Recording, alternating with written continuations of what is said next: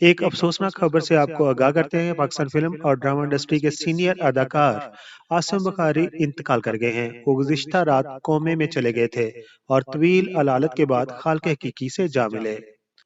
दोस्तों, वो आवाज जिसका रोब आज भी कानों में गूंजता है, वो चेहरा जो संजीदगी की पहचान बना। जब पाकिस्तान टेलीविजन की स्क्रीन पर संजीदा अदाकारी का जिक्र होता है तो एक नाम सबसे नुमाया नजर आता है, वो है आसिम बुखारी का।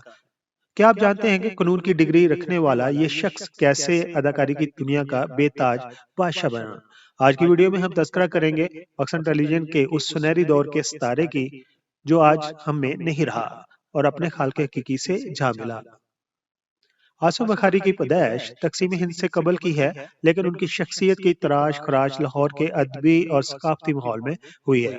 उन्होंने इब्तदाई तालीम के बाद कानून की डिग्री हासिल की है। वो एक पढ़े लिखे और बावकार घराने से तलक रखते थे, जहां नज्म जबत को अवलियन तरजीह दी जाती है। यही वजह है कि उनकी गुफ्तगू और लहजे में वो ठहराव नजर आता है जो आज के दौर में नायाब है।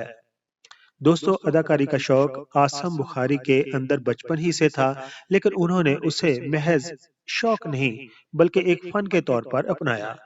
आसम बुखारी का सफर किसी मोजिज़े से कम नहीं। उन्होंने उस वक्त इंडस्ट्री में कदम जमाए जब कबीर खान और तलत हुसैन जैसे बड़े नामवर नाम मौजूद थे। पाकिस्तान की शोबिज़ इंडस्ट्री के लिए उनकी खिदमात के एतराफ़ में उन्हें मुतअद्दिद एजाज़ात से नवाजा गया। उन्हें पाकिस्तान टेलीविजन अवार्ड्स के अलावा हुकूमत पाकिस्तान की जानिब से प्राइड ऑफ परफॉर्मेंस से भी नवाजा गया। और ये अवार्ड उनकी उस मेहनत का सिला है जो उन्होंने दहाइयों तक इस मुल्क की खिदमत के लिए की थी। आखिर पर एक दफा फिर आपको बताते हैं कि पाकिस्तानी फिल्म और ड्रामा इंडस्ट्री के सीनियर अदाकार आसिम बुखारी 76 साल की उम्र में इंतकाल कर गए हैं, और हम उनके लिए दुआगो हैं कि अल्लाह ताला उनको जवार रहमत में जगह अता फरमाए। आमीन सुम आमीन।